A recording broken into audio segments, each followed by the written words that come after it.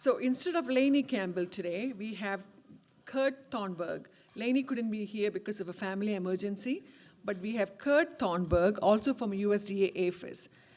And Curt is a trade specialist for USDA APHIS PPQ, housed in Boise, Idaho, covering 10 western states, including Kansas and Missouri, for the past 11 years.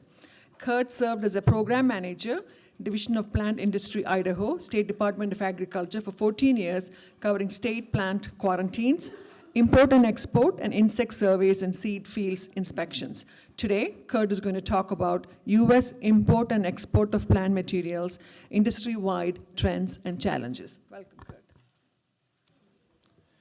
Good afternoon. Thank you. I'm sorry that Lainey couldn't make it, but she asked me to stand in her stead. She would have been a much better speaker. I'm just a plant geek, okay? I'm here to talk today a little bit about USDA and its role in imports and exports. I was really happy to follow Dr. Cloyd's invasive species because that's a huge concern for us. We have lost billions, that's with a B, billions of dollars a year in export revenue. That's money that your companies could be bringing home because of invasive species. From the Asian citrus psyllid to others that were mentioned, gypsy moth's a huge one. We lost $1 billion market. I'm from Idaho, so taters are a big thing to me. We lost $1 billion market to a single country for potatoes because of a nematode called pale cyst nematode. So our role in USDA is to protect American agriculture. He asked if we inspect all of the containers. Unfortunately, we can't. We just don't have the manpower for it, but we try and get a reasonable number. We work to ensure the successful movement of pest-free commodities into and out of the United States. We are required by international treaty to meet any country's quarantine requirements. Every country has quarantine requirements, including the U.S. We're also the responsible agency for ensuring that healthy fruits and vegetables are exported with minimal risk to agriculture and natural resources in the destination country. He mentioned invasive species. Plant Protection and Quarantine, which is the group that I work with in APHIS, excuse me, have several objectives. We want to ensure safe research and release of foreign material. We get a tremendous amount of importation into the U.S. We want to regulate and monitor to reduce the risk. We also conduct offshore treatments and inspections. Many of the fruits and vegetables that you buy in the grocery store during the winter have been pre-cleared by USDA PPQ officials in the origin country. We also resolve trade barriers and try and gain market access. That's what I do as a trade specialist. We certify to the health of the product that we are exporting from the United States, that it meets the quarantine requirements of the importing country, among other things, but they're all kind of interrelated. We also have a very strong research arm. One thing that we have to remember is the United States is by far the world's largest exporter, period. Little over 149 billion last year. It has been, gosh, the last time that we had a deficit where we imported more than we exported for agricultural products was 1967 or 1968. And the reason for that is most countries, every single site visit, and the foreign officials that I deal with always say the U.S. has the best quality. They want that quality. So exports is a critical tool for your companies, and when you get out into the workforce and you work for these companies, it's going to be critical. That's one of the ways that they can make a lot of money, is to move stuff out. We can't eat it all here.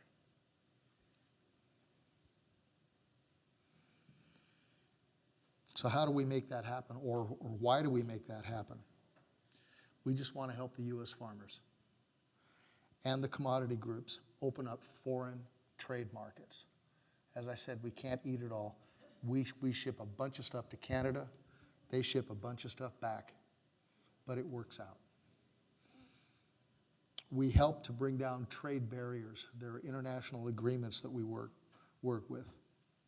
Many times under the International Plant Protection Convention, that's the treaty that all of the countries around the world have signed. We all have to make any quarantines or any regulations to import and export. We have to make them scientifically valid. We have to make them technically justifiable. That doesn't always happen.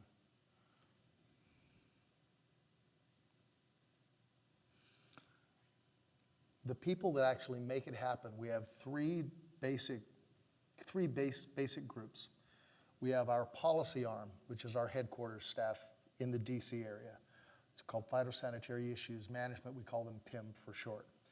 They have trade directors up there that deal every day directly with the foreign officials. We also have PPQ field operations. That's what I'm a part of. We're the boots on the ground folks. We try and make the policies that PIM develops work.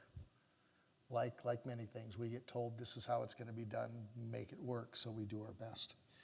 We also have a CFIST, which is our research side. It's the Center for Plant Health, Science, and Technology.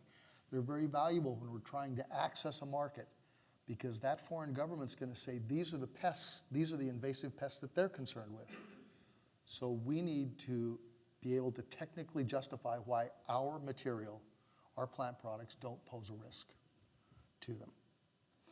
And then industry, you guys, all your companies, all the people you will work for, if they're exporting, excuse me, it has to work for them. If it doesn't, there's no point in us putting the money and the effort out to develop a market when nobody's going to export. So our industry is critical, and very often at the technical meetings, industry is in the background. When we take a break, we walk out of that room and into another one. And we talk to our potato folks, or we talk to our fruit folks, or our citrus folks, or our grain folks. Okay? Industry is critically important. They're also important because they have a lot of the technical knowledge. You guys are going to be out there giving us the technical information. How do you control this pest? The country's concerned about it. So that's part of exports. It's truly a partnership. This is how we make exports happen. Many times when we negotiate an agreement, we can't do it all. It's a big country. So we work with the state agencies. They have an agreement with us that they will actually issue the federal documents that you need. They will actually do the inspections. They will actually certify the material. And they're called accredited officials, ACOs. And for you guys, we have put together a database. It's called PEXD. It's the Plant Export Database. Every single country is listed in it. It's free. It's online. And if you're curious how you send apples to Mexico, you can go into Mexico's summary and you can see all of the quarantines and what you're going to have to meet. If you want to send hay to China, which by the way is an over $1 billion a year market just for alfalfa hay. We also work on work plans. Those are procedures and protocols that you as an industry have to meet in order to export your commodity. There may be a treatment that will mitigate the pest risk. So we develop a protocol that you'll have to go through. Here in Missouri and Kansas, a lot of logs go. That many countries require them to be fumigated for pests like the emerald ash borer. And we will also work with the states to develop compliance agreements so that if there is a manpower issue, possibly the industry itself can do the inspections on our behalf, and we will still certify it. And we go by the guidelines, the international guidelines. ISPM means international standard, and that's what all the countries use as a guide to develop their quarantine requirements and how they issue what we call phytosanitary certificates. Those are the plant health certificates that go with every shipment. That tells the importing country that we have met all of your quarantine requirements that we negotiated. PPQ is the National Plant Protection Organization for the United States. We agreed to the treaty. And we do all of the technical side with industry's assistance and with their input, because it makes no sense to do otherwise. And PIM is the primary unit within USDA that helps to resolve the import and export issues. Many times we will contact a country and they will say, well, we would like to ship mangoes to the United States. Well, heck, the US wants to ship potatoes to your country. Let's talk. It's always a quid pro quo thing.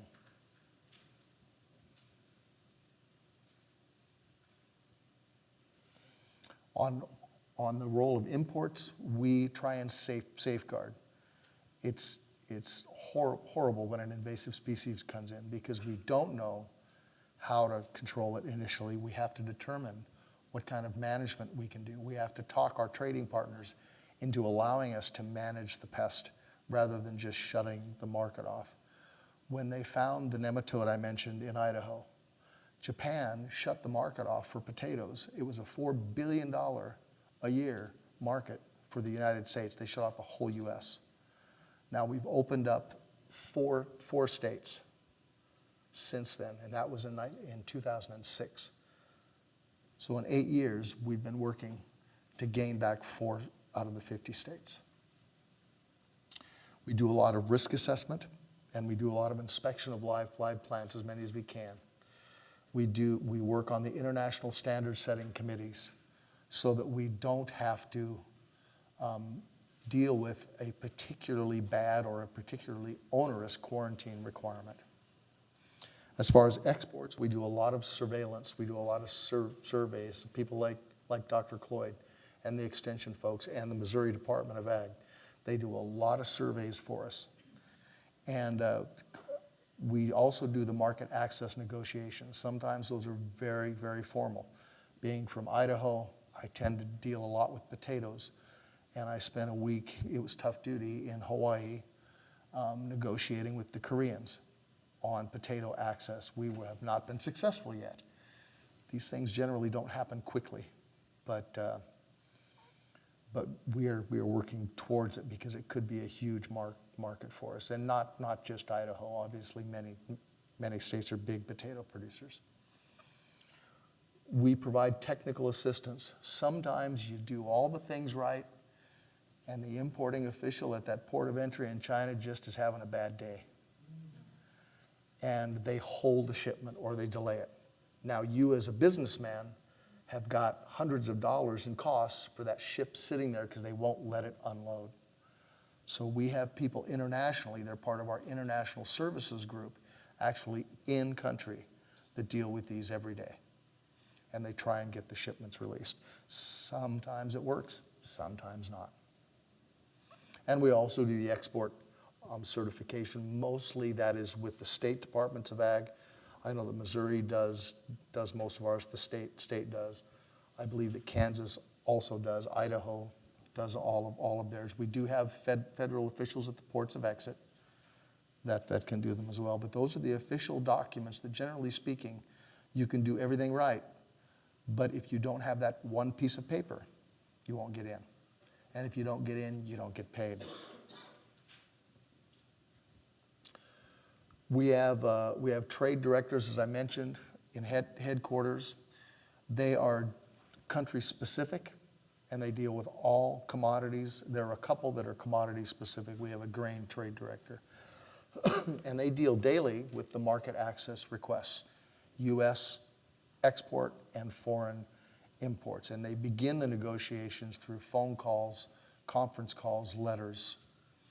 We also try and maintain market retention. We also try and expand market access. Right now, there's a work plan again for potatoes, because I'm from Idaho. We can only ship into the first 26 kilometers of Mexico. The work plan said in 2 years, which was negotiated in 2004, by the way, in 2 years we could get the entire country. Well, that hasn't happened yet. We're still trying to get the expansion. But we do the international negotiations through official correspondence. We work closely with the industry and the U.S. producers to open new markets. Usually, that is at their request. The grain folks wanted access to China. The alfalfa hay folks wanted access to China. The lumber folks wanted access to China. And by the way, China is a tremendous market. If you can export, the United States is a very mature market. There's not a whole lot of room left. But with these immature markets that have an emerging middle class, they have more disposable income. And I can tell you, I've dealt with probably 40 or 45 different countries personally on the ground during official site visits, and every one of them have said, we like to buy from the US or from Canada. I can't ignore Canada because their quality is tremendous. But they like to buy from the US because of the quality. They can't get it from Europe, they can't get it from Asia, they can't get it from Central or South America. So we determined, the PIM staff determines if the commodity is admissible. It may be there's already market access. We do a couple inspections, whatever, we may do a treatment, and you can go. But if it's prohibited entry, then we have to begin negotiations. And we will assist wherever we can in determining what needs to happen, and we'll negotiate away things that the industry can't live with.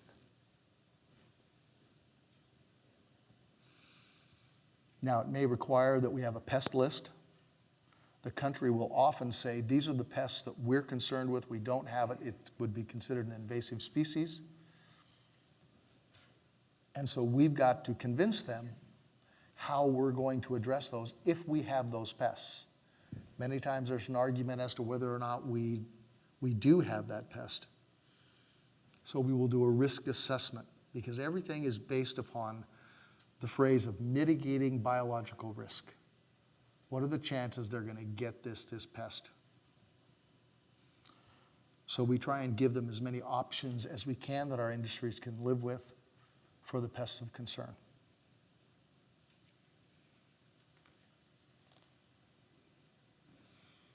The trade director will work with the industry. As I said, often they're right at the technical negotiations. They are not at the table. These are government to government talks. But they're behind the scenes, and we double check when they say, well, we're willing to allow you to do this. Okay, let's take a break, a 15-minute break. We go out and see if our industry can live with it. We will send a technical package to the importing country, and this is a lot of times where field operations folks like me get involved. We're considered the technical experts, and we will tell them what kind of things we can do to mitigate a risk. And then we collaborate with the National Plant Protection Organization to address questions related to, oftentimes they will have more questions. There's often a cultural issue too. With the Asian countries, many times you only give them the answer specific to what their question is. You give them more, they will ask more questions. So there's the cultural ramifications to think about as well. So our role in field operations, the national operations managers and the trade specialists, we work with the potential exporters. The first time we will hear of an interest in exporting is usually when a company calls somebody like me up and they say, I want to ship camelina seed from Montana to Argentina. Okay, great. Let's see what Argentina requires. Oh, it's prohibited, so let's contact Argentina. Then we get the information together and we send it up. Different countries, of course, have different expectations and quarantines. What may be important to Argentina may not be so important to Chile. And oftentimes we can soften the market access by getting one or two states in, or a region, for example, the Pacific Northwest, access. And then as the program's working and the importing country gets more comfortable with it, we can say, okay, now Minnesota and Maine and Colorado or the rest of the US, we want market access. We've demonstrated that we can mitigate the risk for you. It makes it much harder for them to turn that down.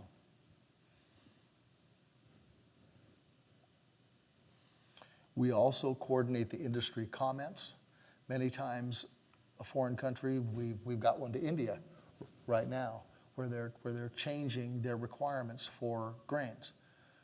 We've been notified through official channels. We are talking to our industry now, saying, how is this going to impact you? Can you live with it? If they can live with it, great. We tell India, we are willing to meet your requirements. If not, then we try and figure out a way to argue our position. Basically, we just argue with people all day long. Okay?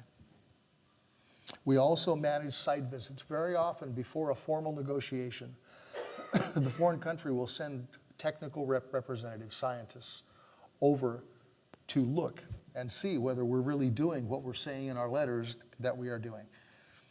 Usually, the trade specialists lead those in the field. And we'll walk them through as many fields and as many storages and as many orchards and log yards as they want. And it gives us an opportunity to establish a relationship. Very often, these negotiations are not based on science, even though everything I've said so far is supposed to be technically justifiable. Most countries, with the exception, unfortunately, of the United States, we are a business-first country. Most countries aren't. You build a relationship. I've got friends that I've had dinner in their homes in Seoul, just because we've met so many times in the middle of an apple orchard that we've gotten to know each other. We've established a relationship. There is a trust there that goes a long ways in these negotiations. We also serve, as I mentioned, as the subject matter experts. We kind of know what's going on in the field, and we know what will work and what won't. Now, regarding imports, we have to protect American agriculture. Soybean rust, Asian citrus psyllid, gypsy moth, the list goes on and on. Japanese beetle, imported fire ant, carnal bunt, pale cyst nematode. They're all exotic pests that were inadvertently brought in. Now we have to deal with them, and they cost us market share from an export standpoint. The United States, for a long time, was one of the easier countries to get products into. Now, since about 2002, we require for any propagative material, since it's going to be put in the ground, the pest risk is much greater for it to spread and establish itself. For propagated material, we require that you have a plant health certificate from the importing country and that it meet all of our quarantine requirements. And we're adding quarantines every day. That's an unfortunate fact of our life. But Dr. Cloyd was right. It's a very small world now. Some plants are frankly prohibited. You better get a permit or we're not going to let it in. And Customs and Border Protection is very good at detecting those. There are some that we will give you a permit and we may require a post-entry quarantine. Willow trees from Europe, you can bring them in under permit. You have to plant them in a specific spot. You can't move them for 2 years. We go out and do inspections, or the state does. Goes out and does inspection. That's true of apples as well. Now, one of the nice things, the import side on the import-export picture are a little bit better organized than us on the export side. They have a really good set of websites. If you go to aphis.usda.gov and click on import exports, follow the links. You can electronically get a permit, and they're free if you want to bring something in. And you may have a customer who wants some exotic nursery plant. Doesn't grow in the United States. You can't find a source for it except in Brazil. And we can get you a permit pretty quickly. And then the field operations have similar roles on the import side. We will go out and investigate stuff that has been brought in that wasn't allowed, that wasn't supposed to be brought in. That's how Asian longhorn beetle got here. And with that, you have any questions? Any questions?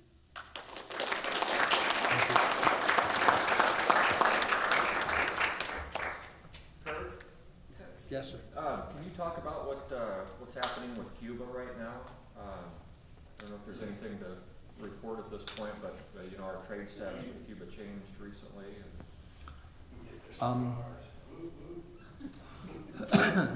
It is kind of exciting about Cuba. We have not added any trade staff We're bare bones. I know that we are reaching out to Cuba. We actually hosted in Idaho and Montana, believe it or not, 4 years ago, a Cuban delegation of regulatory officials that were traveling with the State Department. And they wanted to talk about potatoes, they wanted to talk about fruits, apples mostly. And they actually wanted to sign an agreement, so we did. But there were no trade. We weren't able to, well, we did do some trade. It had to be out of the South Carolina port of exit. There had to be a lot of extra hoops that we jumped through. So we do have some market access to Cuba, have for several years. We're hoping, because they're a tremendous market.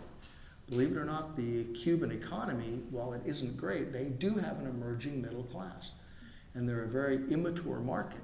So the potential is there if we can get our foot in the door to do a lot of things. May not be huge at the beginning, but did that answer your question? Yeah, thank you. Okay. That's Colin Walmsley from State Entomologist from Missouri Department of Agriculture. Hi, Colin. You want to stand up and say? This is the first time Colin was not a speaker for us, so. Well, Colin, come on up. Doing great.